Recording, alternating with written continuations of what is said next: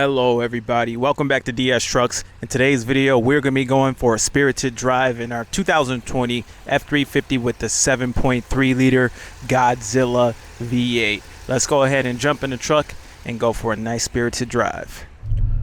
Okay, so we are dropping down the freeway right now and there's probably going to be cars in front of us, so we can do what we can as far as power, but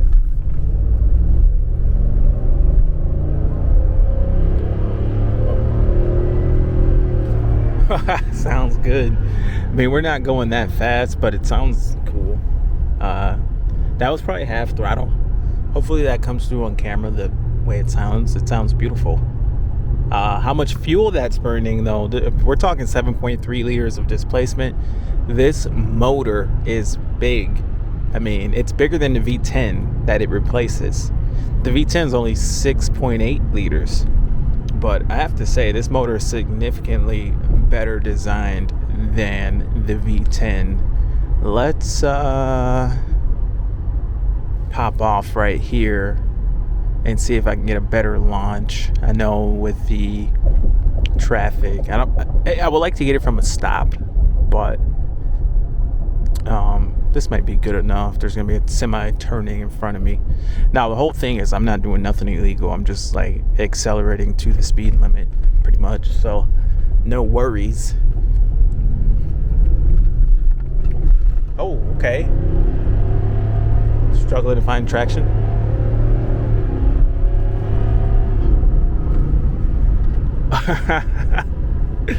Yeah, it's pretty good with the 430 gear ratio that this truck has.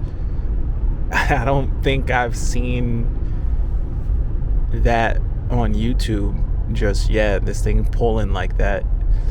It's pretty quick for a truck for sure. Got some traffic over there, going this way to avoid it, but yeah, it's pretty quick for a truck for sure. It sounds cool. It has a whoosh of power. Yeah, I definitely think this is pretty good. Yeah, I like this. Now, if you follow the channel, then you know I've been kind of contemplating daily driving this truck and selling my diesel, replacing a diesel with a 7.3. Can this live up to the diesel? And for me, yeah, it can. I mean, unless you're over the road trucking and all that, then you don't really need the diesel. The diesel that I drive though is an F450, and it's kind of some big shoes to fill. I don't maximize that truck, but I really do enjoy having that F450. But hopefully I'm holding the steering wheel good. I've heard someone say like you're holding the steering wheel too aggressive. You have a gangster grip or something. Like I've heard it all now. Like I've got a gangster grip on the wheel. I don't know. I don't know what to say. I mean, maybe I looked kind of like this. I don't know. It's just, I think I might have been trying to just show the gauges or something. So I might have had my arm up a little. So I do apologize. Maybe if I hold it down here, but that don't feel right. So this truck's super smooth. Definitely smoother than a diesel. Very nice engine. Quiet. I'm going back and forth. Is this going to be our work truck or is this going to be my daily? It's an XL and I'm replacing a Lariat, but I do enjoy this XL trim. I mean, it's kind of a fancy XL. It's got a 360 camera. I do have a little issue with this camera though. It's not quite working like it should. When you press that button, it just don't react. Sometimes it does, sometimes it don't. This is nice though. This is driving really nice. It drives a little nicer than the 450. It's a guy getting a little close to me.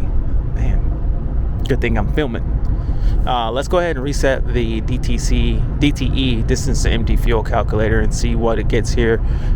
Cruising at 75, 74, 75.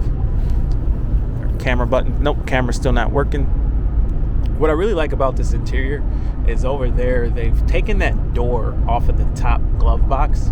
And what I'm finding is when we're out working with this truck, my guys, they're using that door. They're using that spot. They're putting all their stuff there.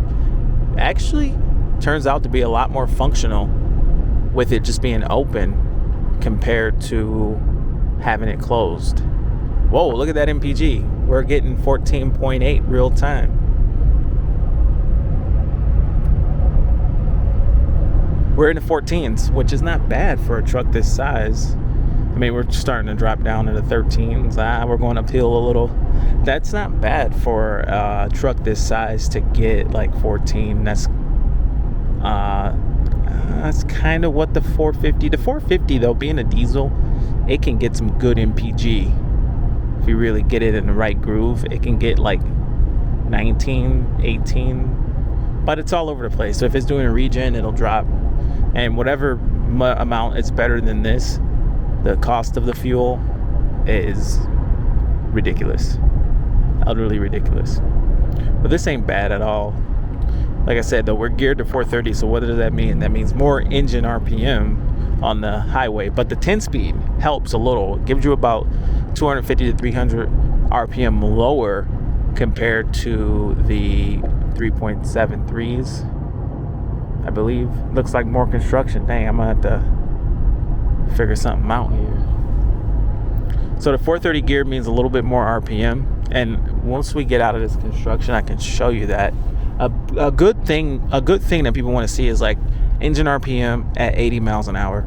If it's real high, if the RPMs are really high, then it can mean more fuel, but at the same time, it's under less load. So it's not necessarily the worst thing, but it does, more revs means more fuel. So it ultimately does mean a little bit more fuel consumption if the RPMs are much higher. And the interesting thing about the F450 is it also runs a 430 gear ratio, which is interesting. That's a diesel. This is a gas. This gas engine is bigger than that diesel engine. This is 7.3 liters, and the diesel is 6.7 liters. So this is a big displacement engine. So as we came down in our speed, we reached 17 miles to the gallon, but that's because we were coming down, coasting, and now that we're in some stop and go traffic, we are going to see our MPG degrade quite a bit. But definitely enjoy this truck.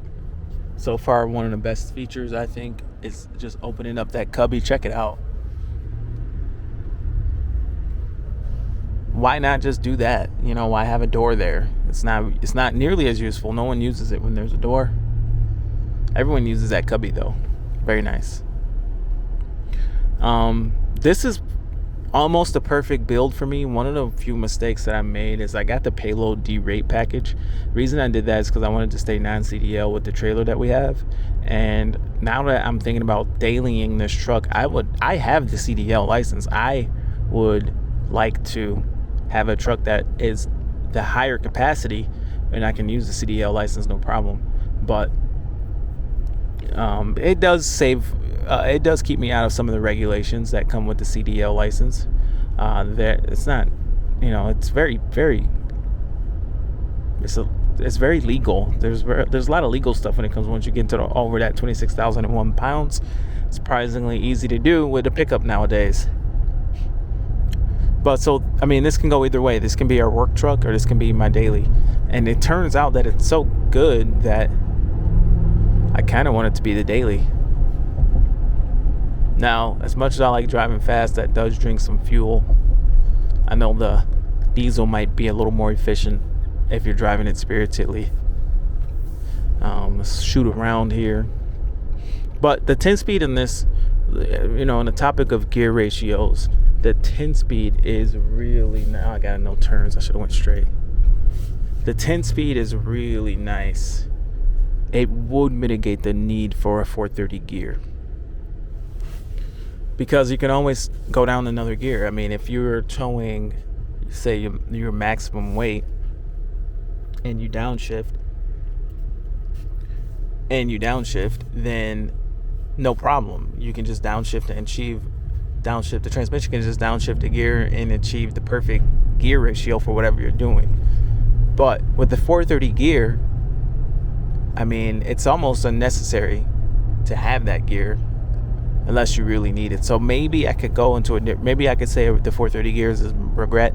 But for me, when I'm plowing snow, a 430 gear is just something.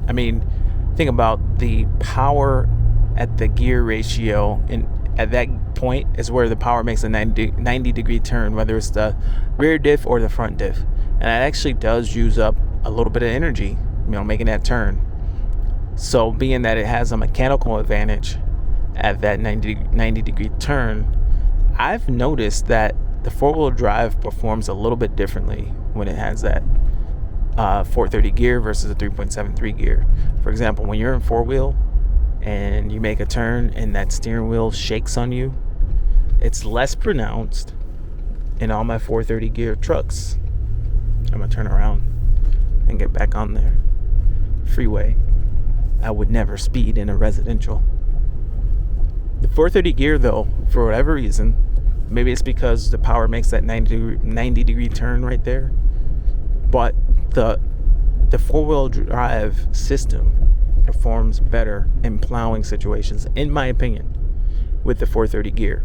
When I'm plowing a lot, if I have to make a tight maneuver, the lot's slushy, salty, whatever, it's partially cleared. The reality is, you make that turn, you make that maneuver in four-wheel drive. It's not the best for the truck. You're not supposed to ever be on dry pavement and partially dry pavement, according to the manual. But when you're plowing snow, these trucks get abused. They make some scuffs. They make some turns, some partially dry. I've never had anything on these trucks fail doing that. It's noisy. It's obnoxious. The steering wheel shakes, but that shake with the 430 gear, all that stuff, that binding, it's less. And I think it's just because the gearing is so much more aggressive, or has so much more mechanical advantage, that it can just scrub in the tires instead of shaking the steering wheel out of your hand so much. So that's, for me, ever since going with a 430 gear truck for plowing, been great. Now for highway, if I were going to be buying one of these trucks, there's no plowing, there's towing, there's going to be some towing, and it's going to be a daily, then the 3.55 rear gear might be better, because now you can drop those RPMs down a little bit on the highway, and you've got a big engine, and it might be better for you to be in a different gear, into the 10th gear, and have a low RPM at a higher rate of speed. Being that the engine's just a big engine, it probably will do well, be a bit more efficient at higher speeds. Now, think about a 430 gear. As you reach higher ground speeds, you run out of gearing. Like right now, we're going 40. We're in 10th. We're going 45 in 10th gear easily. But a 3.55 rear diff, we wouldn't be in 10th gear. Most likely, we'd be in like 9th or 8th. But anyway, looks like we might have a clearing. Let's see what we got.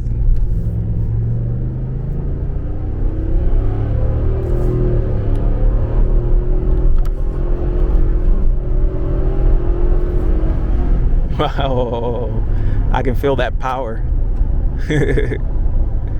Not bad.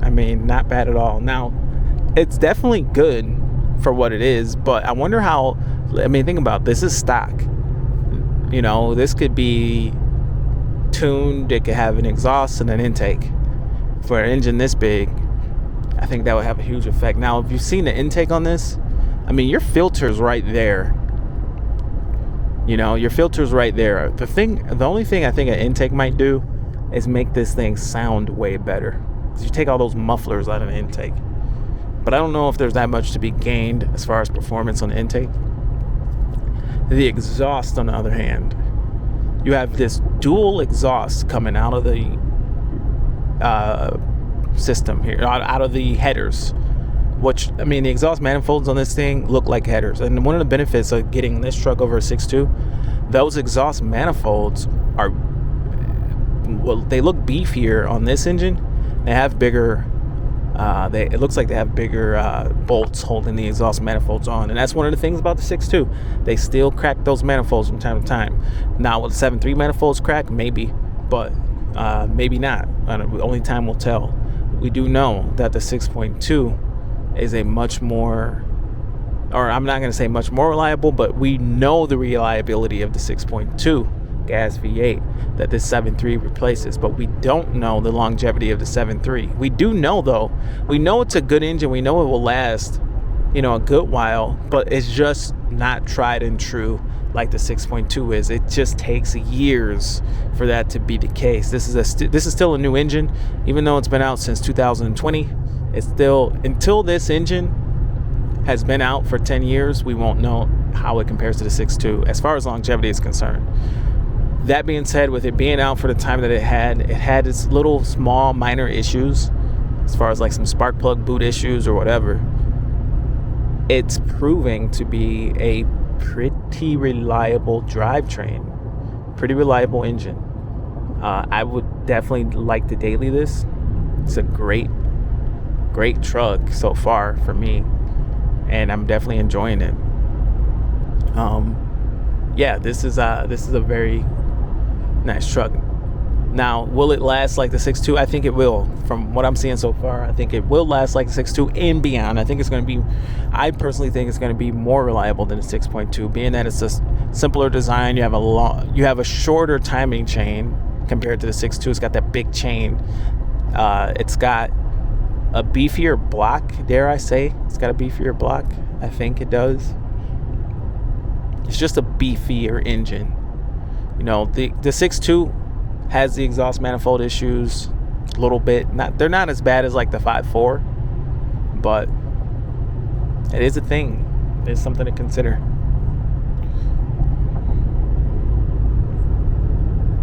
But yeah, this is a great engine. But yeah, I just wanted to do this spirited drive with this truck. This is DS Trucks. My name is Sean. I hope to hear from you guys soon. Hope to see you in the next video. If you like the 7.3 liter content, stay tuned to the channel because we're going to be doing a lot more of that. But anyway, DS Trucks. See you guys next time. Over and out.